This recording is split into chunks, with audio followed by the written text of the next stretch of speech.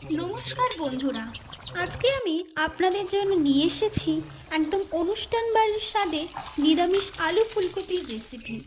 একবার বানালে ভাত ছাড়া উঠতেই মন চাইবে না। অনেকেই অভিযোগ করেন ফুলকপি ভেঙে যায় বা স্বাদ ঠিক অনুষ্ঠান বাড়ির মতো হয় না। আজকের ভিডিওতে আমি এমন কিছু সিক্রেট টিপস শেয়ার করব যা ফলো করলে আপনার রান্না হবে সেরা। চলুন দেরি না করে শুরু করি। এখানে আমি নিয়েছি ডুমো করে কাটা আলু আর বড় টুকরো করা ফুলকপি। আর রান্নার স্বাদ বাড়াতে আমি ব্যবহার করছি জিরে, আদা, রসুন বাটা, টমেটো কুচি, পেঁয়াজ লঙ্কা কুচি, মটরশুঁটি, গরম মশলা বাটা, হলুদ গুঁড়ো, ধনে গুঁড়ো আর কাশ্মীরি রেড চিলি পাউডার এবং ঘরোয়া কিছু সাধারণ মশলা। আপনারা চাইলে এর সাথে কাজু বাদাম বাটাও অ্যাড করতে পারেন। ফুলকপিগুলো ভাজার আগে সামান্য নুন হলুদ দিয়ে মাখিয়ে নিলে রঙটা খুব সুন্দর আসে। তবে মনে রাখবেন, খুব বেশি লাল করে ভাজলে ফুলকপির রসালো ভাবটা নষ্ট হয়ে যায়। এর সাথে আমি আলু একটু ভেজে নিলাম।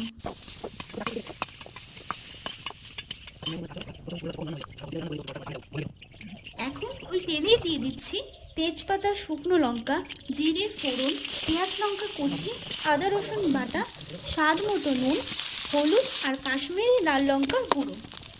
সামান্য একটু জল দিলাম। তারপর টমেটো কুচিটাও এর মধ্যে অ্যাড করে দিলাম। মশলা কষাবো যতক্ষণ না তেল ছাড়ে। এবার ফুলকপি আলু দিয়ে ভালো করে নেড়ে পরিমাণ মতো জল দিয়ে ঢেকে দেবো 10 মিনিট। এখানে একটি প্রো টিপস দিচ্ছি, রান্নায় সবসময় গরম জল ব্যবহার করার চেষ্টা করবেন। এতে রান্নার টেস্ট এবং কালার দুটোই অটুট থাকবে। এর সাথে আমি একটু মটরশুঁটিও অ্যাড করছি। ধনে গুঁড়োটাও আমি এর সাথে দিয়ে দিলাম। রান্নার আসল জাদুতে লুকিয়ে আছে মশলা কষানোতে। লো ফ্লেমে মশলা থেকে তেল না ছাড়া পর্যন্ত কষাতে থাকবে। এখানেই আমি মেশাচ্ছি সামান্য একটু চিনি, যা রান্নার স্বাদ ব্যালেন্স করবে। এবার এটাকে জল দিয়ে ভালো করে নেড়ে 10 মিনিট মতো এটাকে ঢেকে দেবেন। এই দেখুন, একদম পারফেক্ট আলু ফুলকপির রেসিপি। রং, গন্ধ সব কিছু একদম অনুষ্ঠান বাড়ির মতো।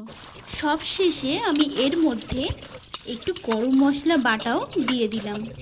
আমার আজকের এই রেসিপিটি আপনাদের কেমন লেগেছে অবশ্যই কমেন্টে জানাবেন। ভালো লাগলে চ্যানেলটি সাবস্ক্রাইব করতে ভুলবেন না কিন্তু। দেখুন, তৈরি হয়ে গেল জিভে জল আনা আলু ফুলকপির রেসিপি। আর আমি এখানে যে গরম মশলাটা দিয়েছিলাম, আপনারা চাইলে এখানে গরম মশলার বদলে ঘিও অ্যাড করতে পারেন। তাহলে কিন্তু এর গন্ধটা হবে অতুলনীয়। উপর থেকে এইভাবে একটু ধনেপাতাও ছড়িয়ে দিলাম। গরম ভাত বা লুচির সাথে এটি জাস্ট জমে যাবে। আজ এই পর্যন্তই, দেখা হবে পরের ভিডিওতে। সবাই ভালো থাকবেন, সুস্থ থাকবেন। ধন্যবাদ।